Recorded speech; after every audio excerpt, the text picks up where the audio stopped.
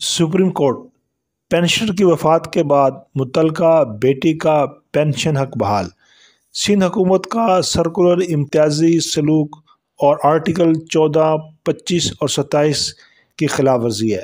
بھارت بنگلہ دیش میں بھی معذور بچوں، بیوہ یا متعلقہ بیٹیوں کو پینشن ملتی ہے۔ یہ تحریری حکم سپریم کورٹ آف پاکستان کی ایک ججمنٹ میں دیا گیا۔ سپریم کورٹ نے سندھ حکومت کے اس سرکولر کو غیر آئینی قرار دیا، جس کے تحت پینشنر والد کی وفات کے بعد طلاق یافتہ بیٹی پینشن کے حقدار نہیں ہوگی۔ جسٹس عائشہ ملک کی جانب سے 10 صفحات پر مشتمل تحریری فیصلے میں سندھ حکومت کے اپیل کو مسترد کرتے ہوئے قرار دیا کہ یہ سرکولر اپنے آغاز سے ہی غیر آئینی اور غیر قانونی اثر کے بغیر ہے۔ ایسے پینشنرز کی وفات کے بعد زندہ رہنے والی بیٹی کے پینشن کے حق کو ختم کرنے کے لیے استعمال نہیں کیا جا سکتا۔ جسٹس محمد علی مظہر کی سربراہی میں ڈویژنل بینچ نے قرار دیا کہ پاکستان کی بین الاقوامی قانون کے تحت ذمہ داریاں اس اصول کو تقویت دیتی ہیں کہ خواتین کو صرف اجوازی حیثیت کی بنیاد پر معاشی حقوق سے انکار نہیں کیا جا سکتا۔ بیٹیوں کو ضرورت کی بنیاد پر پینشن دی جاتی ہے، نہ کہ اجوازی حیثیت کی بنیاد پر۔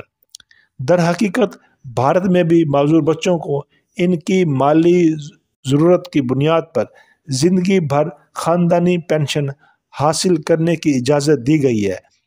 بنگلہ دیش میں سماجی تحفظ کے پروگراموں کے ذریعے بھی اسی طرح کے اقدامات دیکھے جا سکتے ہیں۔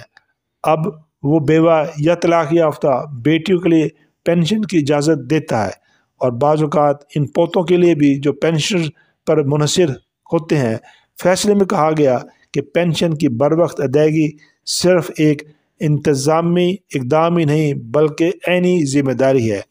یہ انتہائی تشویشناک ہے کہ پینشنرز کی وفات کے بعد زندہ رہنے والی بیٹی کے لیے پینشن کی اہلیت کا انحصار مکمل طور پر اس کی اجوازی حیثیت پر ہے۔ اس سے ظاہر ہوتا ہے کہ ایک منظم تعصب موجود ہے جو بیٹی کو صرف ایک انڈیپینڈنٹ کے طور پر دیکھتا ہے، جس کا مالیاتی انحصار شادی کے بعد والدین سے شوہر کی طرف منتقل ہو جاتا ہے۔ یہ مفروضہ اس غلط رائے پر مبنی ہے کہ غیر شادی شدہ یا طلاق یافتہ خواتین مالیاتی طور پر ڈیپینڈنٹ ہوتی ہیں، جبکہ شادی شدہ خواتین مالی طور پر محفوظ ہوتی ہیں۔ یہ ذہنیت اس حقیقت کو نظر انداز کرتی ہے کہ شادی شدہ خواتین کو بھی مالی مشکلات کا سامنا ہو سکتا ہے۔ عدالت نے قرار دے دیا کہ پینشن معاملات میں اس مفروضے کے تحت اجوازی حیثیت کی بنیاد پر اس قسم کا اخراج غیر آئینی امتیازی سلوک ہے اور آرٹیکل 14، 25 اور 27 کی خلاف ورزی ہے۔